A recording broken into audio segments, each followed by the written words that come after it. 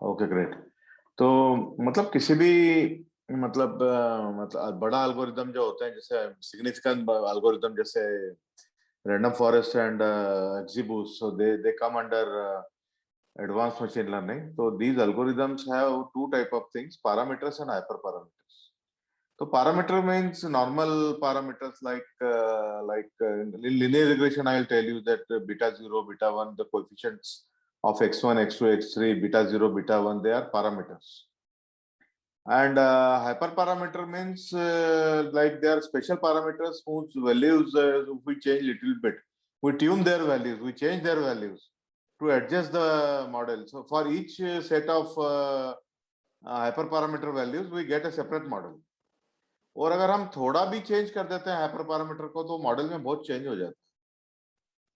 मतलब ये जो जनरली जो हमारे हाइपर पैरामीटर को जो हम चेंज करते हैं, तो मॉडल बहुत सेंसिटिव होता है इसको। या तो मतलब थोड़ा सा चेंज करने से ओवर फिटिंग हो जाएगी, या तो अंडर फिटिंग हो जाएगी। और बहुत अच्छे तरह से अगर हम करेंगे तो हमको अच्छा मॉडल मिलेगा। तो हमको मतलब हाइपर पैरामीटर को इस तरह से ट्यून करना होता है, इस तरह से उनको जो है मतलब उनको उनको सेट बना उनका उनका एक सेट इस तरह से बनाना पड़ता है कि हमको बेस्ट मॉडल मिले। तो एक काइंड ऑफ ऑप्टिमाइजेशन प्रॉब्लम है ये, मतलब एक तरह का जो है ये ऑप्टिमाइजेशन प्रॉब्लम है।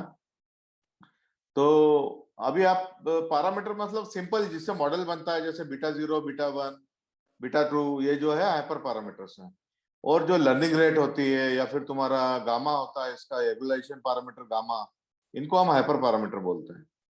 तो अभी आप देखिए, मैंने आपको ये बताया था कि मतलब अपन जैसे XGBoost बनाते हैं, तो मैं थोड़ा रिपीट कर देता हूँ XGBoost को।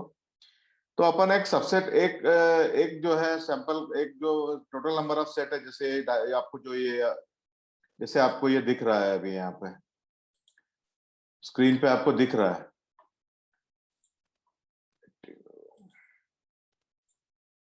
जैसे आपको स्क्रीन पे दिख रहा है, तो सबसे लेफ्ट में आप देखेंगे तो टॉप वाइट जिसमें नेगेटिव और प्लस बने हुए हैं, तो दिस इज आवर डेटा। तो हम एक सबसैंपल ऑफ डेटा लेके एक मॉडल बनाते हैं। एक मॉडल बनाने के बाद उसकी उसकी जो मतलब उसकी जो एरर आती है, उसके ऊपर हम एक और मॉडल बनाते हैं, और फिर उसको जो है पहले प्रेडिक्शन के ऊपर जोड़ देते हैं। तो सबसे पहले हम अज्यूम करते हैं, आप ये देखिए राइट में देखिए fx इक्वल टू 0, मतलब हम चालू कर रहे हैं, हमने कोई भी मॉडल नहीं लगाया है, तो हम fx इक्वल टू 0 से चालू करते हैं। ठीक है, 0 अजम्पशन कर लिया। ठीक है, उसके बाद हमने पहला मॉडल लगाया, तो हमको h1x मिला। तो वो मॉडल को हम जो है f0x में लगा के उसको इंप्रूव कर लेंगे।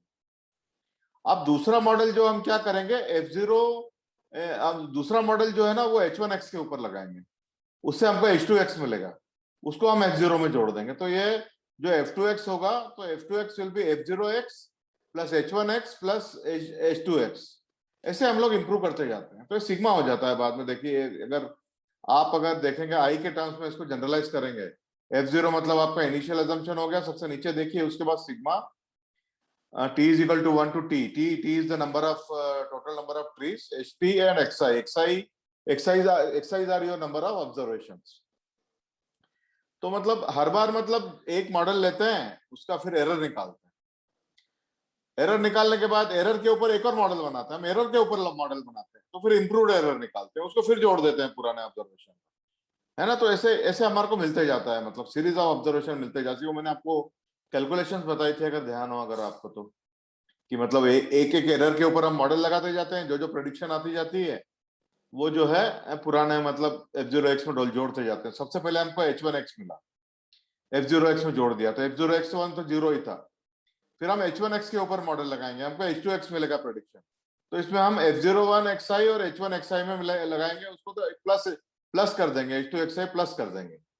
तो इस तरह से सीरीज बढ़ती जाएगी। जैसे जैसे हम ट्री बढ़ाते जाएंगे, वैसे वैसे जो है हमारे नंबर ऑफ जो है हमारा जो प्रेडिक्शन इंप्रूव होता जाए। तो आप क्या कर रहे हैं, देखिए सबसे पहले आपने अजम्पशन कर लिया 0, एक आपने ट्री बना लिया, कोई मतलब ट्री बना लिया, वो बहुत एक्यूरेट नहीं होगा। एट ए टाइम एक ही ट्री होता है इसमें, एट ए टाइम जो है रैंडम फॉरेस्ट में एक ही ट्री होता है। और रैंडम फॉरेस्ट में नहीं, सॉरी, एक्जीबूस्ट में एट ए टाइम एक ही ट्री होता है, रैंडम फॉरेस्ट में मल्टीपल ट्री होता है। तो अपन अभी रैंडम बूस्ट फॉरेस्ट की बात कर रहे हैं, तो सॉरी एक्जीबूस्ट की बात कर रहे हैं। तो एक ट्री लगा दिया जिसमें कुछ हमारे को प्रेडिक्शन मिला, वो प्रेडिक्शन से हम एरर निकाल लेंगे, एरर ई निकाल लेंगे। फिर उस एरर के ऊपर जो है हम लोग मतलब एरर के ऊपर हम लोग जो है मॉडल लगाएंगे और इम्प्रूव्ड एरर निकालेंगे, और वो जो है उसको जोड़ते जाएंगे, या तो पॉजिटिव आएगी या तो निगेटिव आएगी, तो F0x में उसको जोड़ते जाएंगे हम। तो इस तरह से मतलब हमारा मॉडल इंप्रूव होगा, और हमारा हमारा एम ये रहेगा कि जो एक्जीबूस्ट की जो एरर है हम उसको जीरो करें, मतलब जो प्रेडिक्टेड और एक्चुअल में जो एरर आ रही है उसको हम जीरो करें, ये हमारा जो है एम रहता है। इसलिए एक्जीबूस्ट इज प्रोन टू ओवरफिटिंग, ये थोड़ा ध्यान रखने की बात है। रैंडम फॉरेस्ट में थोड़ा एक्जीबूस्ट का रैंडम फिटिंग ओवरफिटिंग का खतरा थोड़ा कम रहता है, पर एक्जीबूस्ट में ओवरफिटिंग का खतरा ज्यादा रहता है, क्योंकि हम एरर को इंप्रूव करते जाते हैं, और हमारा मेन ये होता है कि एरर को जो है वो जीरो किया जाए। तो मैं आपको पुराना न्यूमेरिकल एग्जांपल तो अभी बनाना पॉसिबल नहीं है, क्योंकि वो आप अगर थोड़ा वीडियो पिछले वाले वीडियो ऑलरेडी लोडेड है, वो अगर आप एक बार वो न्यूमेरिकल एग्जांपल देख लेंगे तो आपको एक बार वो रिफ्रेश हो जाएगा। तो हर बार ध्यान रखिए कि एक हम इनिशियलाइज करते हैं F0, सबसे पहले प्रेडिक्शन जीरो से इनिशियलाइज करेंगे, फिर पहला मॉडल लगा के पहला प्रेडिक्शन निकालेंगे, उसको F0x में जोड़ देंगे, फिर एरर निकालेंगे, उस एरर के ऊपर दूसरा मॉडल लगाएंगे, फिर H2x निकालेंगे, फिर उसको जोड़ देंगे H1x में, सीरीज बनती जाती है। तो अब क्या होता है, जो लर्निंग जो होती है हमारी H1x H2x, ये सब लर्निंग है हमारी, मतलब H2x में एक स्टेप इंप्रूव हुआ, H1x में एक स्टेप इंप्रूव हुआ, H2x में और एक स्टेप इंप्रूव हुआ, H3x में और एक स्टेप इंप्रूव हुआ, ऐसे ऐसे करके हम एरर कम करते जाते हैं, राइट। तो आखिरी में हमारा एम रहता है कि एरर या तो मिनिमाइज कर रहे हैं या तो जीरो कर रहे हैं, ये हमारा एम रहता है। तो हर H1 H2x जो भी आते हैं, वैल्यूज आती हैं, ये हमारी लर्निंग होती है। तो कई बार हम क्या करते हैं कि वो पूरी की पूरी लर्निंग नहीं लेते। अब ये नीचे देखिए, जो मैंने ऑरेंज में लगा रखा है, मैंने ऑरेंज में एक एक्सप्रेशन लिखा हुआ है, the new prediction is initial predicted value मतलब F0 F1 जो निकालेंगे प्लस लर्निंग रेट मतलब आप एक से कम लेते हैं, learning rate always lies between 0 and 1, जैसे 0.5 ले लिया, 0.6 ले लिया, 0.8 ले लिया। और आउटपुट वैल्यू मतलब ये H1x H2x जो है, तो जो भी हमारी लर्निंग आती है उसको हम पूरा का पूरा जो है नहीं जोड़ते हैं प्रेडिक्टेड वैल्यू में, उसको एक फैक्टर से मल्टीप्लाई कर देते थे, 0.5 से मल्टीप्लाई कर दिया, 0.6 से मल्टीप्लाई कर दिया। तो मतलब लर्निंग, अगर हमारा लर्निंग 10 H1x अगर 10 आया, हम उसको अगर 0.6 से मल्टीप्लाई करेंगे तो 6 हो जाएगा। वो पूरा का पूरा 10 नहीं जोड़ रहे हैं, हम 6 जोड़ रहे हैं, तो है ना, उसको कम करके जोड़ते हैं। तो जितना ज्यादा हम लर्निंग रेट लेंगे, मॉडल उतना फास्ट सीखेगा, और जितना कम लर्निंग रेट लेंगे मॉडल उतना स्लो सीखेगा। तो आगे ये देखिए, जैसे अब आप ये ग्रेडियंट डिसेंट जो हमने किया था, ये ग्रेडियंट डिसेंट हमने जो है, जो आप ये डायग्राम देखिए, दोनों जो आपको आपको जो दिख रहा है यहाँ पे, जो आपको ये कर्व दिख रही है दो, जो ये लर्निंग रेट अगर हमने जो ग्रेडियंट डिसेंट में दिखा था, वही जो है सेम फंक्शन आपको मिनिमा पे पूछना है, मतलब जो सबसे नीचे का पॉइंट जहां मेरा कर्सर है, आप देखिए जहां पर मेरा कर्सर है, वहां आपको पहुंचना है। अगर आप बहुत ज्यादा लर्निंग रेट लेंगे तो देखिए जंप आएगा, ऐसे जंप आता जाएगा। आप बहुत ज्यादा लर्निंग रेट लेंगे तो क्या होगा, आपका मिनिमा स्किप होने के चांस रहेंगे। क्यों? आप एक मिनिमा से दूसरे मिनिमा पे गए, आपका आपका लर्निंग रेट इतना ज्यादा है कि आपने जो है मिनिमा को स्किप कर दिया। तो फिर आप क्या करेंगे, राइट वाला फिगर लीजिए, राइट वाला फिगर बिल्कुल कछुए की चाल से आगे बढ़िए, जिसको बोलते हैं ना खरगोश की चाल से आगे मत बढ़िए, लर्निंग रेट को थोड़ा कम रखिए। तो लर्निंग रेट को थोड़ा कम रखेंगे तो देखिए धीरे धीरे धीरे धीरे धीरे धीरे जैसे आगे बढ़ रहा है। तो अगर आपका लर्निंग रेट कम होगा तो आपका मिनिमा स्किप होने का चांस बहुत कम रहेगा। और एक और चीज ध्यान रखना है कि जब हम एकदम शुरुआत करते हैं, जब मॉडल की शुरुआत करते हैं, तो लर्निंग रेट हाई रखते हैं, जैसे 0.6 रख दी, 0.7 रख दी। और जैसे जैसे हमारा इटरेशन बढ़ते जाते हैं, लर्निंग रेट हम कम करते जाते हैं। लर्निंग रेट कम क्यों करते जाते हैं? क्योंकि हमको मिनिमा पे पहुंचना है। अगर हम लर्निंग रेट ज्यादा रख देंगे तो ये आप जो फिगर देख रहे हैं, जैसे आपका जंप लग जाएगा मतलब मिनिमा स्किप हो जाएगा। तो हमको मिनिमा जो है, ये जो लो कर्व का लोएस्ट पॉइंट है, इसको स्किप नहीं करना है। तो जैसे जैसे हम मिनिमा के पास पहुंचते जाते हैं, लर्निंग रेट कम करते जाते हैं, और जो हमारा एडवांसमेंट है और जो हमारा सीखने का स्टेप है उसको कम करते जाते हैं, ताकि हमारा मिनिमा स्किप ना हो। तो अभी देखिए, अभी क्या है कि इसमें दो चीज होती है। ये जो इसमें है ना, आपके एट ए टाइम तो एक ही ट्री है एक्सीबूस में, पर आपको ऐसे बहुत सारे ट्रीज लगाने पड़ेंगे। ये जो सिग्मा है आपका ट्री, नंबर ऑफ ट्री आपके 100 500 1000 भी हो सकते हैं। तो ये H1 H2 जो है आपको 1000 तक कैलकुलेट करना है। अगर आपके 1000 ट्रीज है तो मतलब इटरेशन आपको 1000 बार दोहराना है। एट ए टाइम एक ही एल्गोरिदम रहेगा, पर एरर पे हर बार आप जो है नया एल्गोरिदम लगाते जाएंगे, नया एल्गोरिदम, नया प्रेडिक्ट, आपका एरर आप इंप्रूव करते जाएंगे, एरर आप इंप्रूव करते जाएंगे। तो अगर आपके 100 ट्री हैं तो ये H1 से H100 तक होगा आपका जो वैल्यूज आएंगी। तो ये जो अभी अब आपका जब लर्निंग रेट कम होता है, लर्निंग जब रेट कम होता है तो आपके नंबर ऑफ ट्रीज बढ़ जाते हैं, नंबर ऑफ ट्रीज जो आपको लगते हैं मिनिमम पे आने पे वो बढ़ जाते हैं। ऑब्वियस है ना, क्योंकि एक स्टेप पे आपका इंप्रूवमेंट बहुत ही कम होता है अगर आपका लर्निंग रेट कम है तो। लर्निंग रेट कम है तो एक स्टेप पे आपका इंप्रूवमेंट बहुत कम होता है, तो आपके नंबर ऑफ ट्रीज जो आपको मिनिमम पे आने पे लगते हैं वो बढ़ जाते हैं। और अगर आपके लर्निंग रेट हाई है तो आप मिनिमा पे पहुंचने में आपको कम नंबर ऑफ ट्रीज लगते हैं, पर उसका दूसरा नुकसान है कि आप मिनिमा स्किप कर सकते हो, क्योंकि आपकी स्टेप इतनी हाई है कि आप एक स्टेप से दूसरे स्टेप जाओगे नीचे वाले में तो मिनिमा स्किप हो जाएगा आपका। तो आपको ऑप्टिमम लर्निंग रेट रखना पड़ती है, ना तो बहुत कम ना तो बहुत ज्यादा। तो ये लर्निंग रेट जो है ये इसको ईटा बोलते हैं, ईटा मैंने रखा हुआ है यहाँ पे, ये ईटा रखा हुआ है यहाँ पे, देखिए eta learning rate is eta into output rate. तो ईटा लर्निंग रेट जो है ये हाइपर पैरामीटर है, ये हाइपर पैरामीटर है, क्योंकि बहुत सेंसिटिव होता है हमारा जो एक्जीक्यूट एल्गोरिदम होता है, लर्निंग रेट को बहुत सेंसिटिव होता है। अगर आपने लर्निंग रेट ऑप्टिमम रखी है तो आपके नंबर ऑफ ट्रीज भी मतलब ना कम आएंगे ना ज्यादा आएंगे, 200 चाहिए तो 200 ही आएंगे। अगर आपने लर्निंग रेट बहुत कम रख दी तो हो सकता है आपका 1000 ट्री आपने कर दिए फिर भी आपका जो है मिनिमा ना पहुंचे, आपकी एरर फिर भी हाई रहेगी।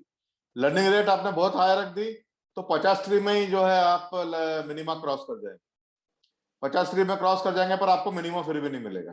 तो ये जो है इसके इम्प्लीकेशन है लर्निंग रेट के। Learning rate is a hyper parameter, hyper parameter of. तो मैं यहाँ पे 1 मिनट का ब्रेक दे रहा हूँ, यहाँ अगर लर्निंग रेट में किसी को कुछ समझ में नहीं आया तो आप पूछिए जरूर। एक दो चीज ध्यान में रखने की, एक्जीबूस्ट में एट ए टाइम एक ही ट्री रहता है और हर ट्री के साथ हम एरर इंप्रूव करते जाते हैं। जो एरर मतलब क्या होता है, actual minus predicted. Actual minus predicted का जो डिफरेंस है वो हर ट्री में हम कम करते जाते हैं, ये एक्जीबूस्ट में ध्यान रखने की बात है। रैंडम फॉरेस्ट में अपन नहीं आते हैं, रैंडम फॉरेस्ट में एट ए टाइम बहुत सारे ट्री होते हैं, यहाँ पे एट ए टाइम एक ही ट्री होता है। एक ट्री पे आया, प्रेडिक्शन लिया, प्रेडिक्शन से एरर निकाला, फिर वो एरर पे एक और हमने डिसीजन ट्री लगाया, उससे फिर एरर निकाला, ऐसे करके हम एरर इंप्रूव करते जाते हैं। तो जब अगर आपका लर्निंग रेट कम रहेगा तो आपके नंबर ऑफ ट्रीज बढ़ जाएंगे, और जब आपका लर्निंग रेट ज्यादा रहेगा तो आपके नंबर ऑफ ट्रीज कम हो जाएगा। तो आपको जो आप ट्यूनिंग करते हो तो नंबर ऑफ ट्रीज और नंबर ऑफ लर्निंग रेट है दोनों एक साथ ट्यून नहीं करने हैं आपको। या तो आप जो है लर्निंग रेट की वैल्यू बढ़ा लो या कम कर लो, या आप नंबर ऑफ ट्रीज की वैल्यू कम ज्यादा कर लो, दोनों एक साथ नहीं करने हैं। क्योंकि अगर दोनों इन्वर्सली रिलेटेड है, अगर लर्निंग रेट कम है तो आपके ट्री ज्यादा है, और अगर लर्निंग रेट ज्यादा है तो ट्री कम है। तो दोनों पैरामीटर आपको ये नंबर ऑफ ट्रीज जो होते हैं ये भी एक हाइपर पैरामीटर होता है। नंबर ऑफ ट्रीज मतलब क्या है, आपने नंबर ऑफ ट्रीज सेट कर दिया 50 के ऊपर, तो इसका ये मतलब है कि आपने जो लर्निंग बूस्ट एक्जीबूस्ट के एल्गोरिदम को बोल दिया कि मैं सिर्फ 50 इटरेशन ही जाना चाहता हूँ, इससे ज्यादा मेरे को नहीं जाना। आपका जो भी 50 इटरेशन में रिजल्ट आता है वो मेरे को दे दो, मेरे को 50 रिजल्ट चाहिए। आपने नंबर ऑफ ट्रीज 100 सेट कर दिया, इसका मतलब ये हुआ कि आप जो है 100 ट्री तक जाना चाहते हो, मतलब 100 इटरेशन करना चाहते हो। तो ये लर्निंग रेट और ये नंबर ऑफ ट्रीज जो है एक कभी भी एक साथ जो है ट्यून नहीं करने का, दोनों ही हाइपर पैरामीटर है, पर या तो लर्निंग रेट को ट्यून कर लो या कम ज्यादा कर लो, या फिर तुम जो है ये इसको नंबर ऑफ ट्रीज को कम ज्यादा कर लो, ठीक है ना। तो लर्निंग रेट में यहाँ पे किसी को कोई पूछना, लर्निंग रेट में किसी को समझ में नहीं आया कुछ। ये जो ग्रेडियंट बूस्टिंग जो है ये एग्जैक्टली वही है जो हमने लीनियर रिग्रेशन में सीखा था, ये वही फंक्शन है, y actual minus y predicted का square, y actual minus y predicted का स्क्वायर, हर पॉइंट के लिए लेने का और उसको सम कर देने का। तो ये वही फंक्शन है जो लीनियर रिग्रेशन में सीखा था अपन, फंक्शन में कोई भी फर्क नहीं है। पर लीनियर रिग्रेशन में आपके नंबर ऑफ ट्रीज नहीं होते हैं, यहाँ पे नंबर ऑफ ट्रीज होते हैं, क्योंकि हर हर ट्री के साथ आप जो है एरर इंप्रूव करते हैं। तो यहाँ पे किसी को एरर, नव्या आपको समझ में आया? Yes, sir. नीमा? Yes, sir. All clear. और अनु भाई? Yes, sir, and it's okay. Clear. अच्छा ठीक है ना। अच्छा, और इसमें कुछ मैं आपको ये बताना चाहता था कि इसमें आप, मेरे को अगर अब इससे बाहर निकलना है,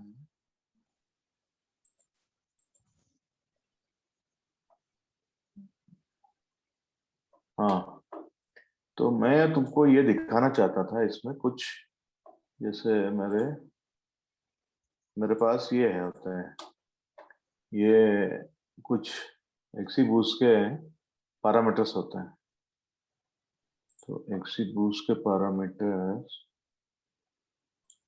हाँ, तो अगर आप एक्सीबूस का डॉक्यूमेंटेशन देखेंगे, तो डॉक्यूमेंटेशन देखने के लिए आपको क्या करना है, मैं आपको बता देता हूँ। डॉक्यूमेंटेशन देखने के लिए क्या करना है, आप यहाँ पे आके लिखिए एक्सीबूस्ट, और ये जो है आप ब्रैकेट लगा दीजिए, एक्सीबूस्ट ब्रैकेट लगा दीजिए, आपको डॉक्यूमेंटेशन मिल जाएगा। ठीक है, या फिर लिख दीजिए एक्सीबूस्ट डॉक्यूमेंटेशन, आपको डॉक्यूमेंटेशन पहले ही रिकॉर्ड मिल जाएगा। डॉक्यूमेंटेशन में आप जाओगे, फिर आप इसमें जरा है थोड़ा सा पैरामीटर्स देखिए, एक्सीबूस्ट पैरामीटर्स, ये पैरामीटर्स में जाओगे तो आपको इसके सारे हाइपर पैरामीटर मिल जाएंगे। बहुत सारे पैरामीटर होते हैं इसके। तो आप है ना शुरू में नया नया जब करेंगे और आप सारे हाइपर पैरामीटर में इन्वॉल्व होंगे, तो आपको थोड़ा कंफ्यूजन होगा। इसलिए आप कम से शुरू करिए, और जैसे जैसे आपका अंडरस्टैंडिंग एक्सीबूस्ट का बढ़ता जाता है, वैसे वैसे जो है आप जो है मतलब नंबर ऑफ हाइपर पैरामीटर नए नए समझ सकते हैं। तो अभी अपन कम समझेंगे। तो इसके तीन तरह के पैरामीटर होते हैं, जनरल पैरामीटर्स, फिर होते हैं ट्री बूस्टर पैरामीटर्स, और फिर होते हैं इसके थर्ड तरह के पैरामीटर होते हैं। देखिए कितने पैरामीटर्स है इसके सेट करने में। इसके तीन तरह के पैरामीटर होते हैं, और ये तो बूस्टर के ही चल रहे हैं। और लर्निंग टास्क पैरामीटर, जो लर्निंग कर्व और जो इसका और दूसरे पैरामीटर होते हैं ना, तो ये लर्निंग कर्व पैरामीटर्स। तो तीन तरह के parameter, general parameters, boosting parameters और लर्निंग पैरामीटर्स। तो मैं इसमें जा नहीं रहा हूं अभी आपके, क्योंकि आप जरूरत से ज्यादा इसमें जो है कंफ्यूज हो जाएंगे, फिर अभी इसका कोई मतलब नहीं रहेगा। मैं अभी आपको उतना ही समझाता हूँ जितना आपको जरूरी है। और ये डॉक्यूमेंटेशन में सारे पैरामीटर दिए, सारे का मतलब समझाया है। और मैं ये नहीं बोल रहा आपको कि अभी के अभी समझिए आप, जैसे जैसे आपकी फैमिलिटी बढ़ती जाएगी एल्गोरिदम से, तो आप समझते जाइएगा। ठीक है ना। तो अभी मैं आपको ये पैरामीटर ये समझा रहा हूं कि आप देखिए इसमें एक पैरामीटर होता है सब सैंपल। सब सैंपल का मतलब ये होता है कि सब सैंपल का मतलब ये होता है कि आप जैसे ट्री लगा रहे हैं, जैसे ट्री लगा रहे हैं आप, ये ट्री जो लगा रहे हैं, तो जैसे आप अभी आपके पास ये व्हाइट वाला जो बॉक्स है ऊपर वाला जिससे मेरा कर्सर है, तो उसपे 100% जो है 100% जो है ट्री 100% रिकॉर्ड्स हैं। आपने सब सैंपल को अगर 0.5 सेट कर दिया, तो इसका मतलब होगा कि जब नेक्स्ट बार में आप जो पहला ट्री लगाओगे, तो उसमें 100 रिकॉर्ड्स, अगर टोटल 100 सैंपल्स हैं आपके पास, तो आप 50 सैंपल ही लोगे, तो आप 50 सैंपल पे लगाओगे। तो सैंपल की आपने सब सैंपलिंग कर दी। तो इससे भी आपके जो है पैरामीटर का जो है बहुत डिपेंड कर, आपके जो अल्गोरिदम है उसका शेप और उसकी एक्यूरेसी वगैरह बहुत डिपेंड करती है। तो ये भी आपका एक हाइपर पैरामीटर है। मतलब क्या, अगर यहाँ आपके 100 टोटल रिकॉर्ड है, तो हर ट्री में आप जब आपका नया नया ट्री बनेगा, तो आप उसको कितना फ्रैक्शन लेंगे, मतलब 0.5 लिया तो 50 आप सब में लेंगे। 0.5 ये सेट कर दिया आपने तो। ठीक है ना। दूसरा आपके पास पैरामीटर है column by tree. Column by tree मतलब कॉलम सैंपल बाय ट्री मतलब जब आप नए नए ट्री बना रहे हैं, ये जो नए नए कॉलम सैंपल बाय ट्री, ध्यान रखिए कॉलम मतलब क्या, आपके फीचर, सैंपल बाय ट्री मतलब ट्री लेवल पे आप सैंपल निकाल रहे हैं। ट्री लेवल पे सैंपल निकाल रहे हैं मतलब जब हर बार आप ट्री बनाएंगे, अगर आपके पास 20 फीचर्स हैं x1 से x20 तक, फीचर्स तो आप समझते ही हैं, जो इनपुट पैरामीटर्स होते हैं उनको हम फीचर्स बोलते हैं। तो x1 से x20 तक आपके पास फीचर है। तो ये आप जब column by tree, column sample by tree को अगर आप सेट कर देंगे, तो ये जो है कॉलम सैंपल बाय ट्री को सेट कर देंगे, मतलब आपका एक x1 बाय x20 को आपने अगर 0.25 सेट कर दिया, कॉलम पैरामीटर बाय ट्री को, कॉलम सैंपल बाय ट्री को, कॉलम सैंपल बाय ट्री को आपने 0.25 सेट कर दिया, तो 25 में से जो है सिर्फ 5 ही पैरामीटर लेगा। हर ट्री बनाने के लिए 5 ही पैरामीटर लेगा। तो आपने 2 पैरामीटर सेट कर दिया। सब सैंपल मतलब हमारे पास 100 रिकॉर्ड थे, उसमें से 0.5 सेट कर दिया, मतलब आधे ही लो, हर ट्री बनाने के लिए आधे ही लो। फिर हमने कॉलम सैंपल बाय ट्री मतलब हमको जो इनपुट पैरामीटर है जो टोटल हमारे डाटा सेट में अवेलेबल है, माना कि 20 अवेलेबल है, और हमने उसको 0.25 सेट कर दिया वो वेरिएबल को, कॉलम सैंपल बाय ट्री को, तो हर बार 0.25 मतलब 5 ही रो हर कॉलम बनाने में। तो ये दूसरा हाइपर पैरामीटर हो गया। फिर बाकी बाय लेवल बाय नोड भी होता है, मैं इसके डिटेल में नहीं जा रहा। ये आप धीरे धीरे जैसे आपका बढ़ता जाएगा फेमिलियरिटी, वैसे आप उससे आगे बढ़ते जाएंगे। तो मैं यहाँ पे आधे मिनट का ब्रेक ले रहा हूँ, अगर किसी को कोई क्वेश्चन है यहाँ पे, ये दोनों में कोई क्वेश्चन है? ये दोनों में आपको सिर्फ दो ही चीज समझाई है अभी, सब सैंपल समझाया है और कॉलम सैंपल बाय ट्री समझाई है। एक तो दो चीज समझाई है, और एक हाइपर पैरामीटर मैंने आपको समझाया लर्निंग रेट, और एक हाइपर पैरामीटर मैंने आपको समझाया नंबर ऑफ ट्रीज। ये चार हाइपर पैरामीटर मैंने आपको समझाया है बस। ऐसा तो 15-20 होता है इसमें, मैं आपको सिर्फ चार समझा रहा हूँ। इनमें किसी को कोई प्रॉब्लम है चारों में? वैसे भी आपको लर्निंग रेट और नंबर ऑफ ट्रीज में दोनों में से एक को ही सेट करना है, दोनों को करना नहीं है। पर ये आप सब सैंपल और जो कॉलम सैंपल बाय ट्री है, ये दोनों इंडिपेंडेंट है। कॉलम सैंपल बाय ट्री मतलब मेरे पास अगर 20 इनपुट पैरामीटर है x1 to x20, तो मेरे को इनमें से कितने लेना है ट्री बनाने के लिए, ये हो गया तुम्हारा कॉलम सैंपल बाय ट्री। सब सैंपल मतलब मेरे पास 100 रिकॉर्ड्स हैं टोटल। 100 रिकॉर्ड्स मतलब सैंपल 100 है, ऑब्जर्वेशन 100 है मेरे पास, तो उसमें से मेरे को हर ट्री बनाने के लिए कितना लेना है। ये कॉलम वाइज है, ये कॉलम वाइज है, और ये रो वाइज है। ये row wise, subsample row wise है और column sample by tree column wise है। मतलब मेरे पास 20 कॉलम है मेरे अगर डाटा सेट में, तो मेरे को कितने लेना है। और सब सैंपल मतलब मेरे पास अगर 100 रोज है तो मेरे को कितनी रोज लेना है। ये दोनों हाइपर पैरामीटर जो है ट्री लेवल पे सेट होते हैं। तो ये मैंने आपको चार हाइपर पैरामीटर अभी बताए हैं। चारों में किसी को कोई प्रॉब्लम है? अभी इतना ही समझिए यार, चारों में किसी को कोई प्रॉब्लम है? अनु भाई? No, नहीं शरण, that is clear. जागृति आपको क्लियर है?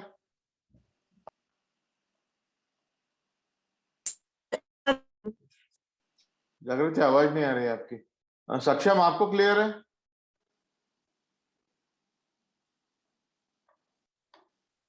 ठीक है, शायद कुछ लोगों को आवाज जा नहीं रही होगी या जो भी है।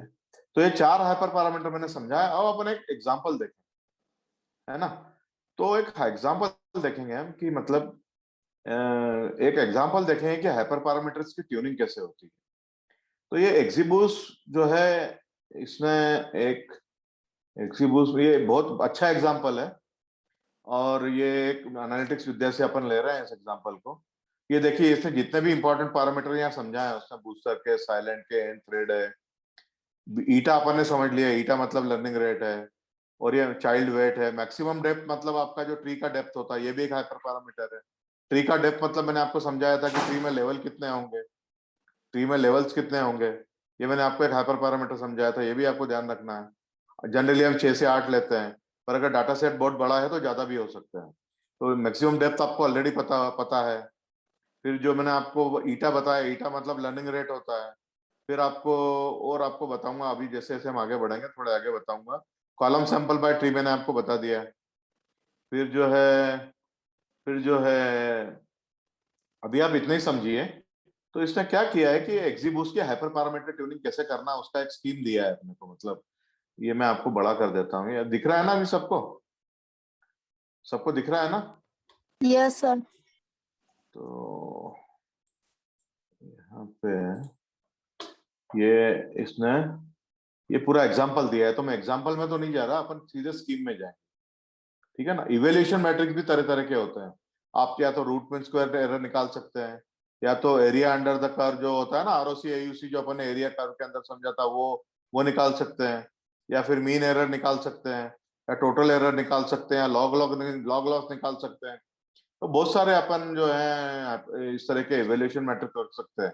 मतलब अगर हम अलग अलग मॉडल बना रहे हैं, तो हमारे मॉडल किसके ऊपर जज करना है, किसके ऊपर जज करना है, मतलब जब कौन सा मॉडल इंप्रूव होगा तो हम बोलेंगे कि हमारा जो मॉडल कौन सा पैरामीटर इंप्रूव, कौन सा जो मैट्रिक इंप्रूव होगा, इवैल्यूएशन मैट्रिक इंप्रूव होगा, तो हम बोलेंगे हमारा मॉडल अच्छा है। तो अभी हम एयूसी आरओसी एयूसी पे ही आरओसी एयूसी को ही मानेंगे।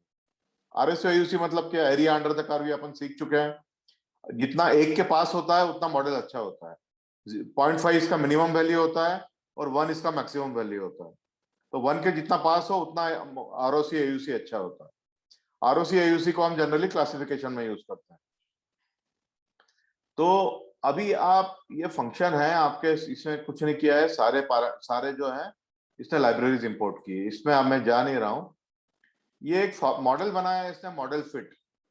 तो ये मॉडल फिट क्या बना रहा है, मॉडल फिट क्या कर रहा है, मतलब इसमें अगर हम पैरामीटर पास कर देंगे तो ये मॉडल में पैरामीटर पास करते हैं तो ये मॉडल, ये आपको इस पे आपका एक क्लास होगा सेपरेटली, ये फंक्शन के ऊपर आपका उद्देश्य लेगा ये क्लास, उद्देश्य इसको समझ के आपको समझाएगा, मैं आज नहीं समझा रहा हूँ इसको। तो ये मॉडल फिट फंक्शन क्या करता है ये समझ लीजिए। पैरामीटर हमारे पास आ गए, हाइपर पैरामीटर, उन हाइपर पैरामीटर की वैल्यू एक बार अगर हम पास कर दें इसमें तो ये ग्रिड सर्च करता है। ग्रिड सर्च से मतलब ये ग्रिड सर्च जो हम वैलिडेट करते थे ना, ग्रिड सर्च से भी आपको सिखाया था मैंने, 5 फोल्ड में डिवाइड करना, 10 फोल्ड में डिवाइड करना, एक तो ये ग्रिड सर्च भी करेगा। सबसे पहले ये आपका जो एक्जीबूस्ट है उसका उसका जो है इंस्टेंस बनाएगा। इंस्टेंस बनाने के बाद उसको ग्रिड सर्च से उसको क्या करेगा, वैलिडेट करेगा, और उसके बाद जो है उसका इस तरह से फीचर इंपॉर्टेंस प्लॉट जो बनाएगा, इस तरह से जो फीचर इंपॉर्टेंस प्लॉट जो है ना वो बनाएगा। तो ये 3 काम करने के लिए इसने फंक्शन बना दिया। एक तो मुझे एक्जीबूस्ट का इंस्टेंस बनाना है, दूसरा मुझे ग्रिड सर्च करना, ग्रिड सर्च करके वैलिडेट करना है मेरी जो एक्यूरेसी या आरओसी की वैल्यू आ रही है, एयूसी की वैल्यू आ रही है, उसको वैलिडेट करना है दूसरा, और तीसरा ये जो है ये प्लॉट करना है। ये प्लॉट जो है ये मतलब रूटीन वर्क है, एकदम रूटीन वर्क है। तो ये जो है इसने तीनों ऑटोमेट कर दिया। ऑटोमेट कैसे कर दिए, तो ये मॉडल फिट फंक्शन बना के ऑटोमेट कर दिए। इसके ऊपर आपका ये मॉडल, ये फंक्शन आप बहुत अच्छे से लिखा गया है, आप इसको यूज कर सकते हैं आगे भी अपने कोड में। तो ये आपको उद्देश्य समझा के आपको समझाएगा। उद्देश्य समझ में आया ना आपको, ये करना है मॉडल फिट फंक्शन। हाँ सर, ये आप समझ के समझाएंगे सबको, ठीक है ना सर। थोड़ा टफ पड़ेगा आपको, पर वेब सर्च कर करके थोड़ा समझिए। हाँ सर। तो ये इसके लिए इसने एक फंक्शन बना दिया, और अब ये हाइपर पैरामीटर ट्यूनिंग कर रहा है। हाइपर पैरामीटर ट्यूनिंग मतलब देखिए, अब ये देखिए, इसको देखिए, एक्जीबूस्ट 1 पहला मॉडल बनाया, एक्जीबूस्ट क्लासिफायर मतलब ये तो क्लास ले ली उसने, और उसमें इतने सारे हाइपर पैरामीटर पास कर दिए। देखिए कौन कौन से हाइपर पैरामीटर लिए हैं उसने। लर्निंग रेट लिया है ईटा, एन एस्टिमेटर मतलब नंबर ऑफ ट्रीज लिया है, मैक्सिमम डेप्थ ले ली है, ये मिनिमम चाइल्ड वेथ में अभी आप मत जाइए, गामा में मत जाइए, सब सैंपल ले लिए मैंने आपको, सब सैंपल बताया मतलब टोटल डाटा सेट की रो में से हमको कितनी लेना है, तो उसने बोल दिया 0.8 लेना है। फिर सब सैंपल बाय ट्री मैंने आपको बताया कॉलम में से कितने लेना है, तो बोलता है 80% कॉलम ले लो हर ट्री के लिए। ऑब्जेक्टिव क्या है हमारा, ऑब्जेक्टिव मतलब लॉजिस्टिक फंक्शन है, हमको क्लासिफाई करना है। हमारी जो क्लास है वो बाइनरी है, और उसके ऊपर हमको लॉजिस्टिक रिग्रेशन तरह का हमको एनालिसिस करना है, क्लासिफिकेशन करना है, बताना पड़ता है। ये n thread is equal to 4 जो है आपका पैरेलल प्रोसेसिंग के लिए, अपने कंप्यूटर की प्रोसेसिंग के लिए है, इसको भी आप मत जाइए, और बाकी पे आप मत जाइए। तो आप ये देखिए सिंपल एक इंस्टेंस बनाया है उसने एक्जीबूस्ट का, डिफरेंट पैरामीटर पास करके। ठीक है ना, आप ये सारे पैरामीटर नहीं भी देगा तो चलेगा, आप अपन ने जिससे डिस्कस करे हैं उतने भी अगर आप यूज कर लें तो बहुत है अभी के लिए। जैसे आप ये column sample by tree column, ये एन थ्रेड नहीं देंगे, स्केल पॉज इक्वल टू 1 नहीं देंगे, तो अपनी डिफॉल्ट वैल्यू ले लेगा। आप एक तो लर्निंग रेट दे दीजिए, एन रेस्ट्रिक्टर दे दीजिए, मैक्स डेप्थ दे दीजिए, ये जो है मीन चाइल्ड वेट इसको छोड़ दीजिए, बिगामा भी छोड़ दीजिए, सब सैंपल दे दीजिए, कॉलम बाय ट्री जितने आपको समझ में आते हैं उतने दे दीजिए। ऑब्जेक्टिव तो आपको देना ही पड़ेगा, कंपलसरी है, क्योंकि ये ऑब्जेक्टिव ये जो है आपका बाइनरी लॉजिस्टिक, इसको पता लगता है कि क्या करना है, इससे रिग्रेशन करना है कि क्लासिफिकेशन करना है। एक्जीबूस्ट से अपन दोनों कर सकते हैं ना, रिग्रेशन और क्लासिफिकेशन। तो ये जो है आपसे आपका जो है ये क्लासिफिकेशन के लिए बोल दिया है इसमें।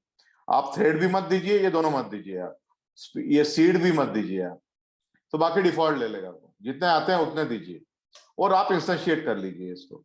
तो इंस्टेंशिएट तो आप वो असाइनमेंट भी कर चुके हैं, ठीक है। इंस्टेंशिएट करने के बाद उसने क्या किया, वो मॉडल फिट जो उसने ऊपर फंक्शन बनाया था उसको कॉल कर लिया, उसमें उसने ये जो ये जो इंस्टेंस बनाया है, इंस्टेंस पास कर दिया, ट्रेन डाटा पास कर दिया, और प्रेडिक्टर पास कर दिया। तो आपका जो ये मॉडल से सारी वैल्यू, ये मॉडल फिट जो फंक्शन है उसको एयूसी स्कोर लिया है उसने, आरओसी एयूसी जो हमने सीखा था ना, वो एक तो एक्यूरेसी निकाली है उसने, एक्यूरेसी निकाली है, और आरओसी एयूसी निकाली है। तो एक्यूरेसी इसकी जो है 0.98 आई, बहुत जबरदस्त है। और ये इम्बैलेंस मॉडल है, ये इम्बैलेंस डेटा सेट है, इसलिए एक्यूरेसी का यहाँ पे कोई मतलब नहीं है। एक्यूरेसी का यहाँ कोई मतलब नहीं है, क्योंकि ऑलरेडी बहुत इम्बैलेंस डाटा सेट है, मैं आपको सब सिखा चुका हूँ। नहीं है तो फिर आप वीडियो रिपीट कीजिए इसके लॉजिस्टिक रिग्रेशन के, आपको पता चलेगा इम्बैलेंस डाटा सेट में एक्यूरेसी का मतलब क्यों नहीं होता है। तो ये एक्यूरेसी का कोई मतलब नहीं है यहाँ पे, क्योंकि ये हाईली इम्बैलेंस डाटा सेट है। तो ये एयूसी स्कोर का मतलब है यहाँ पे मतलब हमारा जो मॉडल इवेल्यूएट हो रहा है वो AUC स्कोर पे हो रहा है। AUC मतलब ROC AUC जो होता है ना, एरिया अंडर द कर्व। तो ये 0.89 आया है और इसका AUC स्कोर टेस्ट में, ट्रेन में 0.89 आया है, टेस्ट में 0.84 आया है। तो ये देखिए विद इन 5% है, एग्जैक्टली 5% डिफरेंस है, तो ओवरफिट नहीं हो रहा है। उसके बाद इसके जो फीचर्स थे 15-20 फीचर 25 फीचर जितने भी है, उसका इंपॉर्टेंस उसने प्लॉट कर लिया। ये आपने आपके असाइनमेंट में भी किया होगा। तो इसमें सबसे इंपॉर्टेंट जो है वो इनकम है। तो ये सब तो आप अभी तक कर चुके हैं, ये जितने भी है ना, ये जितना भी है आप पूरा कर चुके हैं। ये एक इंस्टेंस बनाना, उनमें से इसमें से आपने कुछ हाइपर पैरामीटर दिए होंगे, कुछ नहीं दिए होंगे। फिर उसके बाद ये मॉडल फिट करके जो है एक्यूरेसी निकालना, ROC AUC को स्कोर निकालना और ये करना, ये आप इस फंक्शन बना के नहीं किया है आपने, तो अलग तरीके से किया है, पर ये आप कर चुके हैं। अब अपना खेल जो है इसके आगे शुरू होगा। मैं यहाँ पे 2 मिनट का ब्रेक दे रहा हूँ, यहाँ पर अगर किसी को कोई समझ में नहीं आया तो अभी पूछ सकता है। ये सिंपल है, अभी आप सब कर चुके हैं अपने असाइनमेंट में। और वैसे भी आपको मॉडल फिट फंक्शन जो है वीकडे में एक क्लास लेके आपको कॉमन क्लास लेगा आपके लिए, और आपको मॉडल फिट फंक्शन है कैसे इसने इंप्लीमेंट किया है ऊपर, ये आपको समझा देगा। अगर मैं अभी समझाने बैठा तो 2 घंटे से भी ऊपर लग जाएंगे। तो ये आपको ये मॉडल सोमन इसके लिए एक सेपरेट क्लास, छोटी सी आधे घंटे की क्लास लेकर समझा देगा। तो आपको समझ में आ जाएगा कि एक्यूरेसी कैसे निकली है, AUC स्कोर कैसे निकला है, और ये जो प्लॉट कैसे हुआ है, इससे इंप्लीमेंट कैसे हुआ है, that someone will take care. ठीक है, ये आपको नवे समझ में आया यहाँ तक आपको? Yes, sir. पक्का? Yeah, sir. जागृति Yes, sir. और प्रणीता आपको समझ में आया? सोमन? हाँ सर। तो ये आप अभी कर चुके हैं, ये मैं अब वो रिपीट किया जो अभी तक आप सब कर चुके हैं। अभी यही समझो कि मैं आपको रिपीटेशन दिखा रहा था, अभी मैंने कुछ किया ही नहीं है आपके लिए। अब मैं आप बता रहा हूं आपका नया चीज। तो सबसे पहले क्या करना है अपने को, कि सबसे पहले क्या करना है कि इसने एक स्कीम दी है बनाने की। ये आपको स्कीम ध्यान रखना है, अप्रोच ध्यान में रखना है। एक एल्गोरिदम दिया है इसने हाइपर पैरामीटर ट्यूनिंग का। अब आप देख रहे हैं यहाँ पे ऊपर बहुत ज्यादा इसके जो हाइपर पैरामीटर बहुत ज्यादा है। ग्रिड सर्च में अगर एक ही बार में अगर आप वेरी करने के लिए, ये देखिए ये हाइपर पैरामीटर इसके बहुत ज्यादा है ऊपर, ये देख रहे हैं आप, 12 तो इसने ही दे रखे हैं। जबकि आप डॉक्यूमेंटेशन देखेंगे तो आपको 20 से भी ऊपर मिलेंगे, 12 तो इसने ही दे रखे हैं। आप इतने कर लें तो बहुत है। तो अगर आप एक साथ ग्रिड सर्च पे सब वेरी करके करेंगे तो फिर आपका काम बनेगा नहीं उसमें, क्योंकि बहुत टाइम लग जाएगा। एल्गोरिदम को हो सकता है 2-4 दिन भी लग जाए खर्चा रन होने में। तो आप एक एक इसकी एक स्कीम दी है इसमें वेरी करने की, देखो कैसे करना। सबसे पहले बोलता है एक हाई लर्निंग रेट चूज करो। लर्निंग रेट जो है ईटा हमारा, वो हाई चूज करो। मतलब जो स्टेप है ये जो स्टेप मैं आपको बता रहा हूँ ना, ये स्टेप जो है, ये स्टेप जो है यहाँ पे, ये स्टेप जो दिख रही है आपको, ये जो स्टेप्स है ना, ये आप पहला वाला डायग्राम लो। जो 2 कर्व दिख रही है ना, एक में धीरे धीरे जा रहा है, एक में जंप कर रहा है। तो जंप वाला, पहले जंप वाली ले लो, ज्यादा लर्निंग रेट ले लो। तो पहले आप ज्यादा लर्निंग रेट से शुरुआत करेंगे, ज्यादा लर्निंग रेट लीजिए। और वो बोल रहा है कि जनरली 0.1 ले सकते हो आप, पर अगर 0.1 से नहीं है तो आप 0.05 से 0.3 के बीच में कुछ भी ले सकते हो, ऐसा बोल रहा है। ठीक है ना? तो ये 0.1 और 0.05 से 0.03 के बीच में ले लो, और जनरली 0.1 बता रहा है, तो आप 0.1 से शुरुआत करिए। अब आपने लर्निंग कर्व ले ली, मतलब आपके नंबर ऑफ ट्रीज तो फिक्स हो गए, क्योंकि दोनों इनवर्सली प्रोपोर्शनल है। हाई लर्निंग रेट लिए आपने तो आपके नंबर ऑफ ट्रीज कम होंगे, तो नंबर ऑफ ट्रीज जो है इससे निकाल लो, नंबर ऑफ ट्रीज निकाल लो आप। और जो है क्रॉस वैलिडेशन कर लो आप, जो आप रीड सर्च सीवी से क्रॉस वैलिडेशन करते हो ना, तो वो कर लो। उसके बाद आप जो है ना, उसके बाद ये 4 पैरामीटर लो आप। उसके बाद ये आपने लर्निंग रेट, और आप लर्निंग रेट से आपके मैक्सिमम ट्री आ गए, ये फिक्स हो गए। अब उसके बाद आप ये 4 पैरामीटर लो। मैक्स डेप्थ ले लो, मैक्स डेप्थ आपको मिल गई। ये मिनिमम चाइल्ड वेट अभी आप छोड़ दीजिए, गामा भी छोड़ दीजिए, मैं गामा समझाऊंगा आपको। सब सैंपल और कॉलम बाय ट्री, ये कॉलम बाय ट्री और सब सैंपल मैंने आपको अभी समझाया। सब सैंपल मतलब आपकी टोटल रोज में से कितनी लेना है, और कॉलम सैंपल बाय ट्री मतलब कॉलम्स में से कितने हैं ट्री में कॉलम लेना है। तो इनको आप ट्यून करो, ठीक है ना? फॉर डिसाइडेड लर्निंग, मतलब जो आपकी फर्स्ट फेज में आपका लर्निंग रेट और नंबर ऑफ ट्रीज आ गए, तो आप इनको वेरी करो। और लर्निंग रेट और नंबर ऑफ ट्रीज को फिक्स रखो. Note that we can choose different parameters to define a tree. I will take up in example लेगा ये आगे. उसके बाद रेगुलराइजेशन पैरामीटर यूज करो. तो रेगुलराइजेशन पैरामीटर मतलब अगर आपको याद हो तो ये सारा इंटर रिलेटेड है. अगर आपको याद हो तो अब हमने रीड्स और क्या था दूसरा, लासो. रीड्स मतलब L2 और लासो मतलब L1 रेगुलराइजेशन.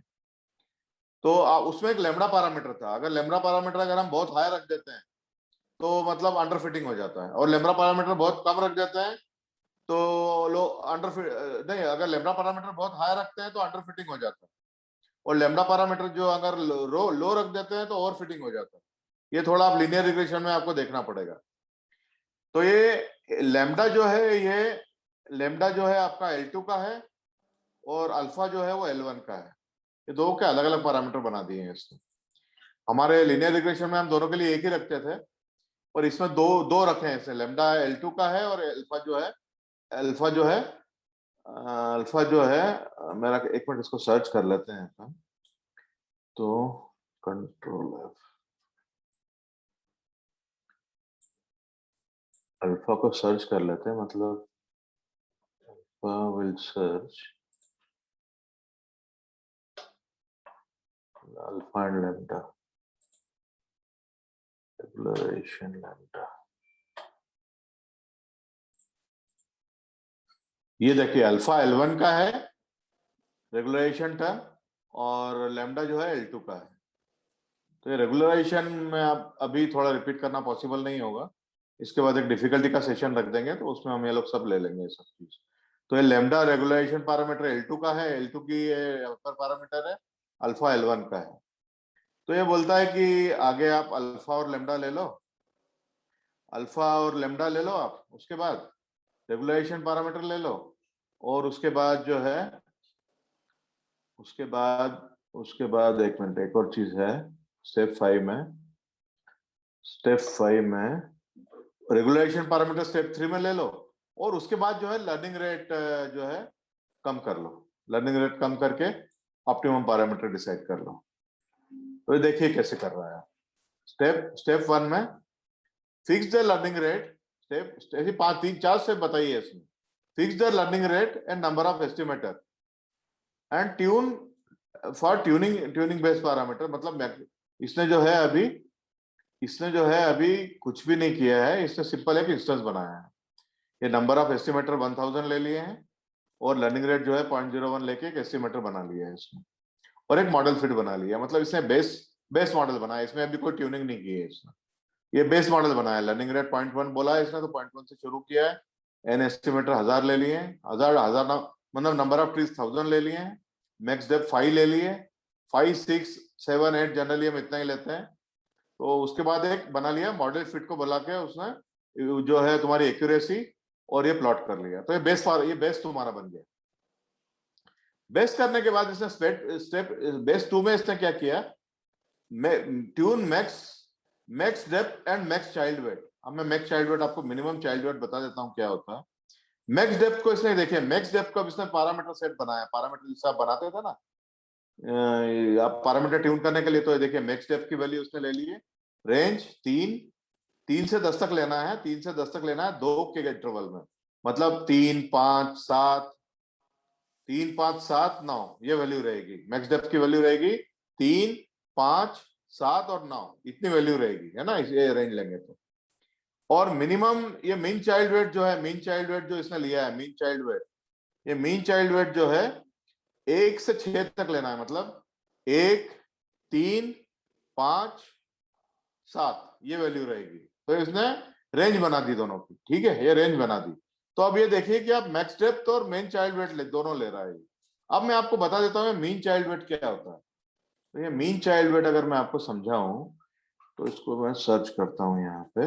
ये देखिए, तो मैं आपको बता देता हूं. मतलब अभी आप इसके ज्यादा डिटेल में मत जाइए. मीन चाइल्ड वेट मतलब जो हमारी लीनियर रिग्रेशन, मतलब हमारी जो लास्ट में लीव्स बचती है, उसमें नंबर ऑफ लीव्स कितनी होना चाहिए. नंबर ऑफ लीव्स जो हमारे डिसीजन ट्री में बचती है ना लास्ट में, तो उसमें नंबर ऑफ रिकॉर्ड कितने होने चाहिए लास्ट लीव में।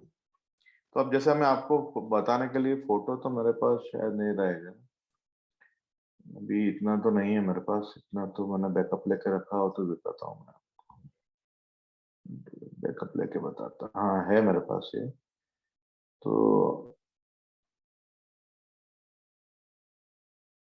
बैकअप अच्छा हुआ लिया हुआ है। हाँ, तो ये आप टर्मिनल लोड देख रहे हैं ना, ये आईएम इंफॉर्मेशन गेट के बाद जो प्लस माइनस सेकंड वाला फिगर देखिए, लेफ्ट वाला फिगर देखिए, आप लेफ्ट वाला फिगर देखिए, राइट वाला फिगर देखिए जिसे मैंने राइट का चिन्ह लगा रखा है, राइट का चिन्ह लगा रखा है ना, वो देखिए।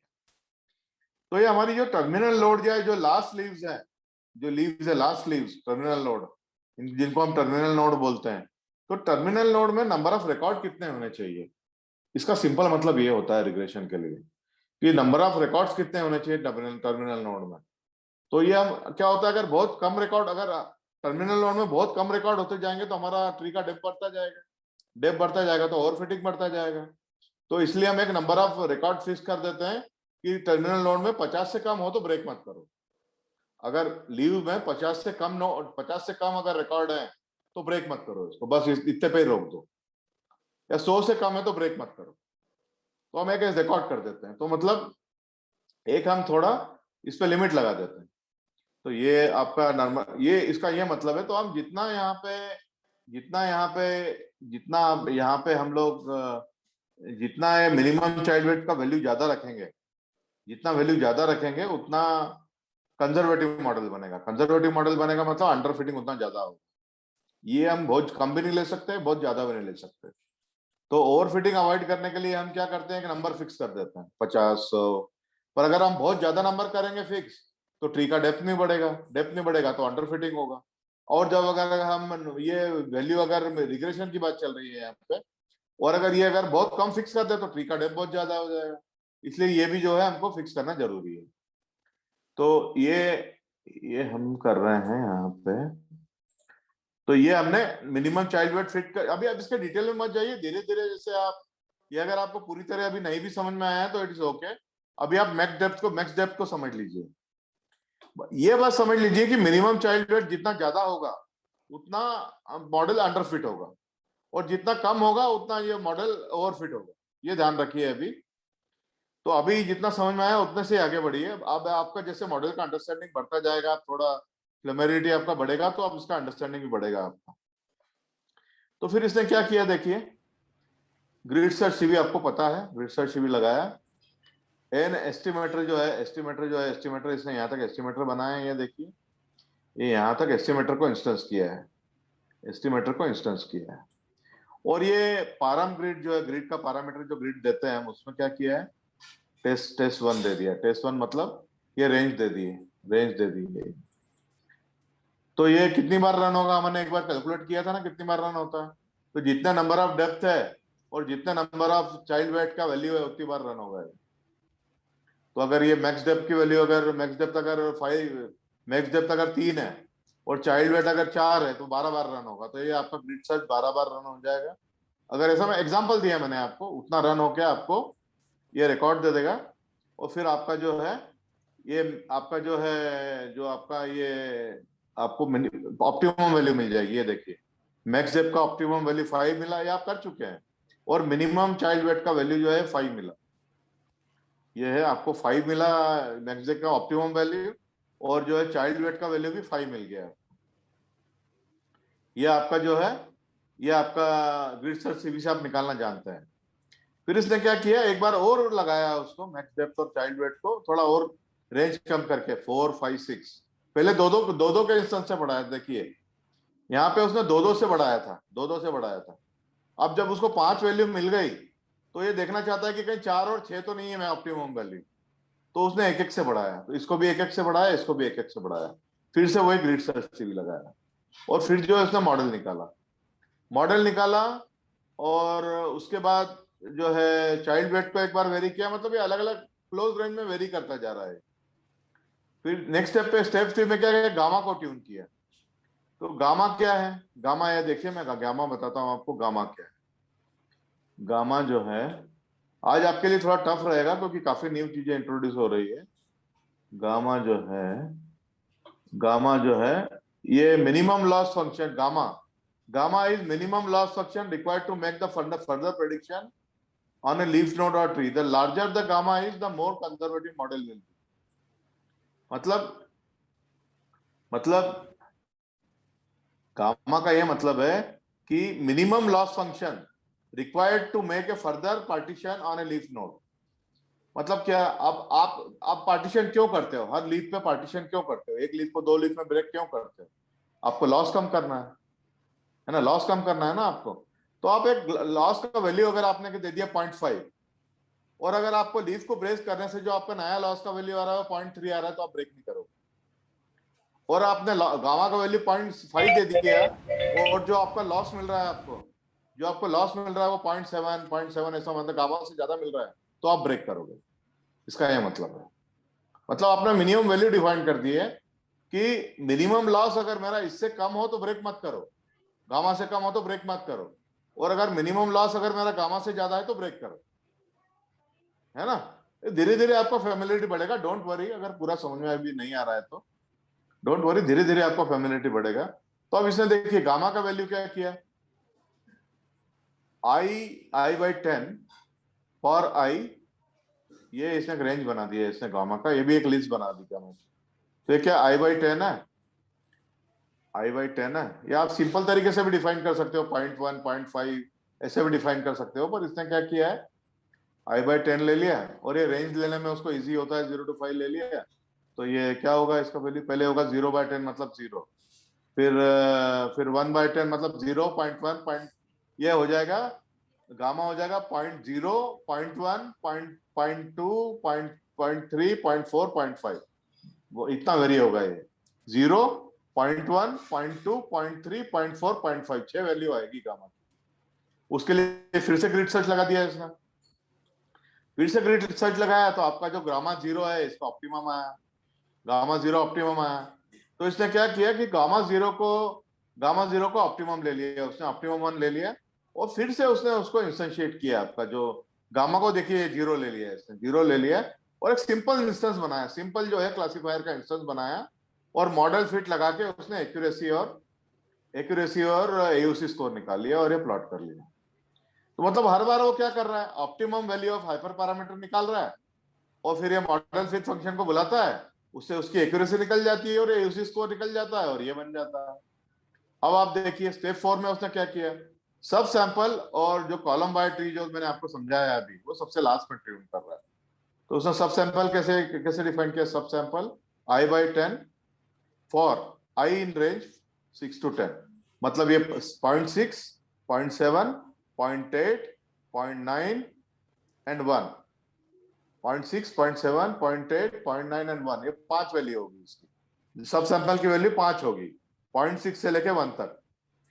और ये जो है इसकी वैल्यू भी वही होगी, कॉलम जो है कॉलम सब सैंपल बाय ट्री, उसकी वैल्यू भी 5 ही रखी है इसमें। आपको चाहिए तो आप ये फॉर यूज मत कीजिए, आप डायरेक्ट लिख दीजिए 0.6 0.7 0.7 0.9 0.1 ऐसा डायरेक्ट भी लिख सकते हैं आप। ये थोड़ा सोफिस्टिकेटेड तरीके से किया है उसने, थोड़ा ज्यादा प्रोफेशनल तरीके से किया है। तो ये इसको वेरी किया है इसने। इसको वेरी करने के बाद इसने फिर से वो ग्रिड सर्च CV लगाया, वही किया उसने एग्जैक्टली, और ये पैरामीटर ग्रिड में पैरामीटर 4 दे दिया। मतलब वेरी कौन हो रहा है, अब सब सैंपल और कॉलम बाय ट्री वेरी हो रहे हैं, बाकी सब फिक्स है। तो इसको जो है वैल्यू मिला, सब सैंपल बाय ट्री 0.8 और सब सैंपल भी 0.8, सब सैंपल बाय ट्री का वैल्यू 0.8 मिला, सब सैंपल का बाय 0.8 मिला, 0.8 मिला। फिर इसने क्या किया, और थोड़ा फाइन ट्यूनिंग किया, मतलब आप देखिए 0.05 के इंटरवल से बढ़ा रहा है, i/100 और 75 90, तो ये 0.7 0.75 0.8 0.85 0.95 इस तरह से वैल्यू आएगी। अब उसने थोड़ा और फाइन ट्यूनिंग किया, तो इसको वैल्यू फिर भी वही मिल रही है, जो सब कॉलम सब 7.8 मिला, सब सैंपल 0.8 मिला। ये फाइन ट्यूनिंग जो इसने किया है ना, ये आपको करना है तो करो, ना तो कोई जरूरत नहीं। आपका पहला वाला ग्रिड सर्च CV जो रिजल्ट दे देता है वो भी आप ले सकते हो, इसने थोड़ा और फाइन ट्यूनिंग किया है उसका। उसके बाद क्या किया उसने, उसके बाद जो है अल्फा को ट्यून किया। अल्फा मतलब L1 का जो L1 रेगुलेशन का जो पैरामीटर था उसको ट्यून किया है। बहुत कम वैल्यू से रख के उसने बहुत ज्यादा वैल्यू लगाई है, मतलब 10⁻⁻5 से लेकर 100 तक ले गया है उसको। फिर ग्रिड सर्च भी लगाया, फिर ग्रिड सर्च भी लगाने के बाद उसको मिली अल्फा की वैल्यू 0.01 ले ली, तो उसने क्या किया, उसको और लगा और फाइन ट्यून करते हैं, तो उसने 0.01 के आसपास और वैल्यू ले ली, एक बार और हाइपर ट्यून कर दिया उसको, एक बार और ट्यून कर दिया, तो इसको इस बार वैल्यू मिली 0.005। तो अल्फा मतलब जो L1 रेगुलराइजेशन है पैरामीटर है उसकी वैल्यू इसको 0.005 मिली। अब उसने क्या किया, जितने भी ऑप्टिमम पैरामीटर उसको ऊपर के स्टेप में मिले थे उससे लगा के इसने ये बना दिया, उसने लगा के ये बना दिया, और ये आपका फाइनल जो है इसने एक प्लॉट बना दिया। और उसके बाद जो लास्ट में उसने क्या किया है, लर्निंग रेट जो है रिड्यूस की है। तो लर्निंग रेट जो उसने पहले 0.1 ली थी, अब जो है उसने 0.01 ले ली यहाँ पे, तो 0.01 से उसने प्लॉट किया है। तो ये इस तरह से, मतलब मैं आपको एक बार और रिपीट करता हूं ये, और ये ना कोई हार्ड एंड फास्ट रूल नहीं है कि आपको ऐसे ही करना, इसका कोई हार्ड एंड फास्ट रूल नहीं है। हाँ? इसने एक स्कीम दी है और ये थोड़ी साइंटिफिक है कि इसने थोड़ा ट्राई किया हुआ है कि इस तरीके से अगर हम करेंगे तो हमारा काम जो है अच्छा होगा। देखिए सबसे पहले क्या करता है, कुछ नहीं किया है, हर स्टेप में ग्रिड सर्च भी लगाया है और हर स्टेप में अलग अलग पैरामीटर वेरी किए हैं, बस यही किया है इसने। तो अब देखिए स्टेप 1 इसका क्या बोलता है, पहले बोलता है हायर लर्निंग रेट ले लो, 0.1 ले लो पहले, तो इसने 0.1 से शुरू किया। उसके बाद बोलता है कि आप हायर लर्निंग रेट ले लिया, आप उससे जो है नंबर ऑफ ट्रीज निकाल लो। उसके बाद ट्री स्पेसिफिक पैरामीटर ट्यून करो। ट्री स्पेसिफिक मतलब max depth, max child depth, comma, subsample और column by tree, tree specific parameter, इनको ट्यून करो। उसके बाद रेगुलराइजेशन पैरामीटर ट्यून करो, तो लैम्डा और अल्फा को ट्यून करो, उसने अल्फा को ट्यून किया। और उसके बाद जो है लर्निंग रेट लोअर करके देखो, आपको चाहिए तो लर्निंग रेट को आप 3-4 वैल्यू लेके एक बार और ग्रिड सर्च भी लगा सकते हैं। तो ये एक स्कीम इसने बनाई है, ये कोई हार्ड एंड फास्ट या फिर जिसको बोलते हैं ना पत्थर में लिखी हुई कोई लकीर नहीं है। ये इसने एक स्कीम बनाई है कि इस तरह से आप करोगे तो आपको थोड़ा अच्छा रहेगा, थोड़ा आपका साइंटिफिक रहेगा और आपका प्रोसीजर अच्छा रहेगा, मतलब थोड़ा साइंटिफिक तरीके से आप कर पाओगे इसको। आप हैप्पीजार्डली करोगे तो आपको समझ में नहीं आएगा कि कौन सा पैरामीटर आपने कब वेरी किया है।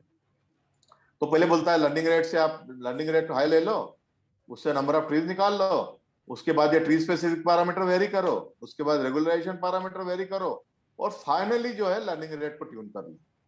इस तरीके से किया है, और हर बार में स्टेप एक ही है, स्टेप एक ही है। स्टेप मतलब क्या है, स्टेप में हर बार उसने जो है दो ही चीज लगाई है, ग्रिड सर्च सीवी आपको पता है, और ये ग्रिड सर्च सीवी लगाने के बाद उसने क्या किया है, हर बार जो है वो मॉडल वाला लगाया है।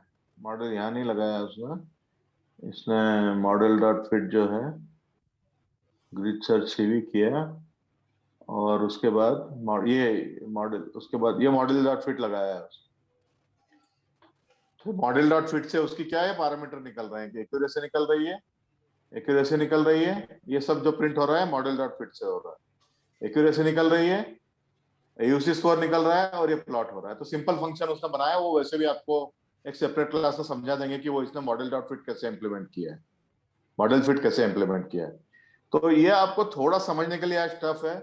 ये सारे हाइपर पैरामीटर जो हैं आपको नए हैं आज, और आप जैसे जैसे धीरे धीरे एक्सक्यूज के साथ काम करते जाएंगे तो आपका इसका फैमिलिटी बढ़ता जाएगा।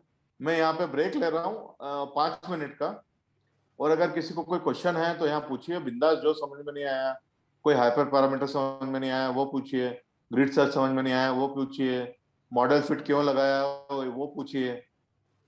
तो अगर आपको कुछ समझ में नहीं आ रहा है तो पूछिए। और ये स्कीम को ध्यान में रखिएगा, ये 4 स्टेप प्रोसेस दी है उसने, ये 4 स्टेप प्रोसेस के हिसाब से इसने काम किया है, और हर प्रोसेस में एक ही है, 1 या 2 पैरामीटर वेरी करता है, बाकी सारे पैरामीटर फिक्स रखता है, बस स्टेप ये ले रहा है उसका वो।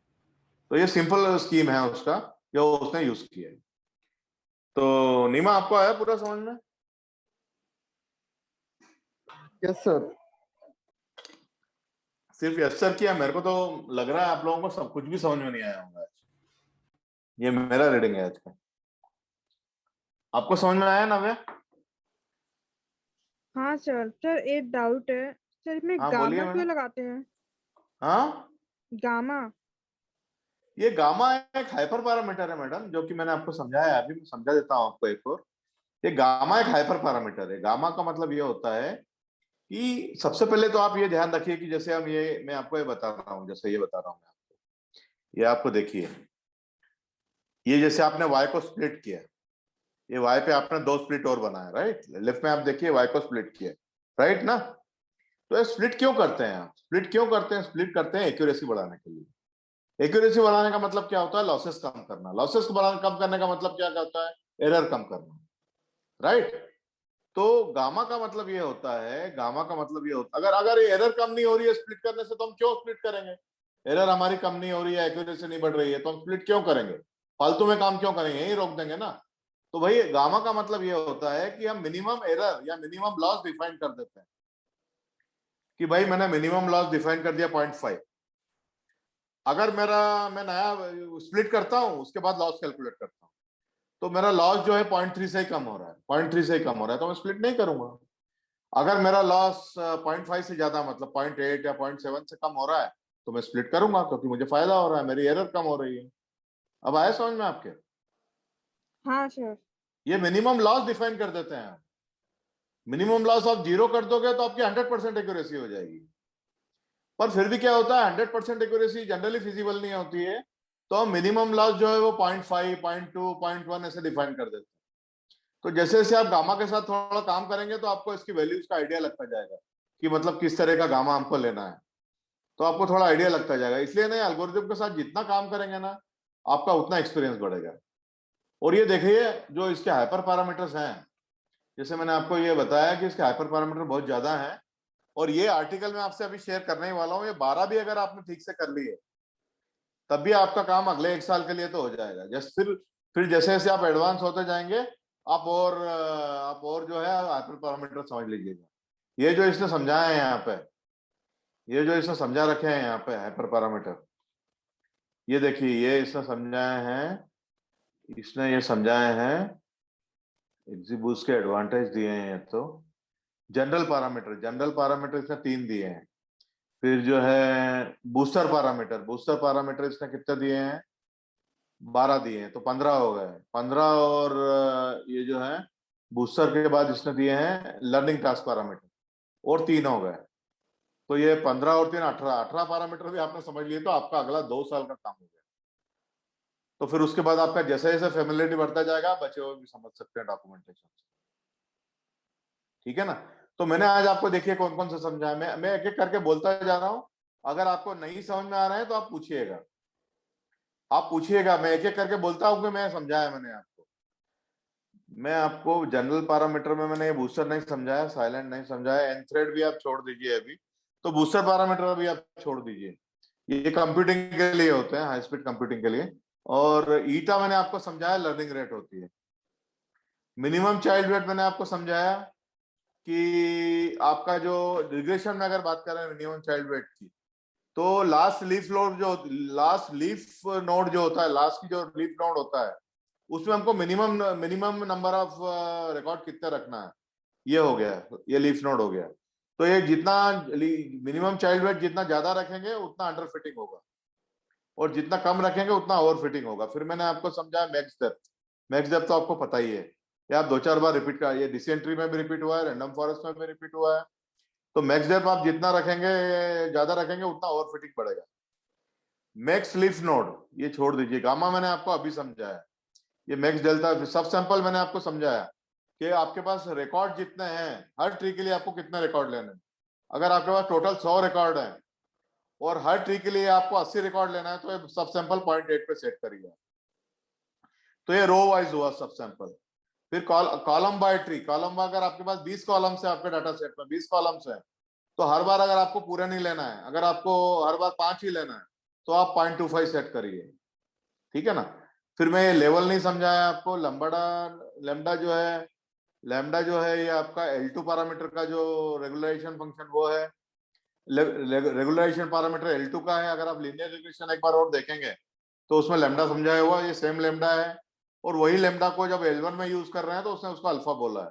तो मैंने आपको लैम्डा और अल्फा बताया है। रेगुलराइजेशन जब करते हैं, तो ये उसके पैरामीटर्स हैं, उसके हाइपर पैरामीटर्स हैं, ये दोनों समझाया मैंने आपको।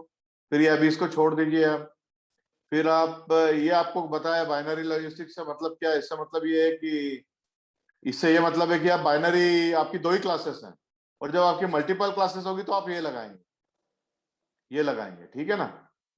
तो और मल्टी क्लास में इवेल्युएशन मैट्रिक्स मैंने आपको बताया। अभी आप इवेल्युएशन मैट्रिक्स जो है एक ही अगर आपने समझ लिया, ROC AUC, area under the curve, वो ये रूट मीन स्क्वायर एरर वगैरह आप कर चुके हैं, वैसे अपन रिग्रेशन में कर चुके हैं इसको, तो अभी आप इनके चक्कर में मत पड़िए। अभी आप एयूसी के एयूसी समझ लीजिए कि आरओसी एयूसी क्या होता है। तो आरओसी एयूसी आपने डिफाइन कर दिया, एक्यूरेसी भी आपको पता है, वो भी एक इवेल्युएशन मैट्रिक होता है।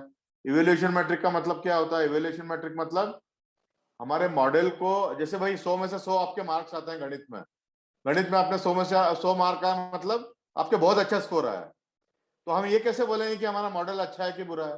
तो उसको आरओसी एयूसी पे हम जो इवेल्युएट करते हैं, आरओसी एयूसी 1 के जितने पास होता है उतना मतलब मॉडल अच्छा होता है, और 0.5 इसका मिनिमम वैल्यू होता है, मिनिमम 0.5 तो चाहिए ही, और 1 के जितने पास होता है उसको हम उतना अच्छा मॉडल बोलते हैं, ठीक है ना। फिर मैंने आपको स्पीड सीड नहीं बताया, अभी बीटा लैम्डा अल्फा बता दिया। तो ये मैंने हाइपर पैरामीटर आपको समझाया 5-6 अभी। तो इनमें अगर आपको कोई प्रॉब्लम है तो आप पूछिए। मैं एक बार और रिपीट करता हूं, मैंने आपको जो है, ये आप जनरल पैरामीटर छोड़ दीजिए अभी, ये आप जब हाई स्पीड कंप्यूटर मतलब आपको बड़े बड़े डाटा सेट लेंगे तब काम में आएगा। ईटा मैंने आपको बताया लर्निंग रेट है, मिनिमम चाइल्ड वेट मैंने आपको समझाया, मैक्स डेप्थ आपको मालूम ही है, और उसके बाद मैंने आपको गामा समझाया, उसके बाद मैंने आपको सब सैंपल समझाया, उसके बाद मैंने आपको कॉलम बाय ट्री समझाया, फिर मैंने आपको अल्फा लैम्डा समझाया, उसके बाद मैंने आपको अल्फा समझाया, और उसके बाद इवेल्युएशन मैट्रिक्स समझाया, एयूसी आरओसी एयूसी, और एक्यूरेसी। तो आप एक्यूरेसी भी ले सकते हो, आरओसी एयूसी भी ले सकते हो। तो अभी आप आरओसी एयूसी पे ध्यान दीजिए क्योंकि ये मोस्ट कॉमनली यूज होता है। तो मैंने आपको इतने समझाए हैं, तो इतने भी आप अगर अभी थोड़े बहुत भी समझ गए हैं, 30-40% भी समझ गए हैं, तो this lecture is worth it. समझे? अभी आप इतना भी समझ गए। और भी इसने क्या किया है, उसने एक एक स्कीम दी है हमको, मतलब एक एक तरीका दिया है इसने हमको, किस तरह से आपको हाइपर पैरामीटर ट्यूनिंग करना है। तो देखिए 4 स्टेप है, सिंपल 4 स्टेप है। सबसे पहले आप लर्निंग रेट हाई रखिए, कोई भी आर्बिट्री फिक्स कर दीजिए।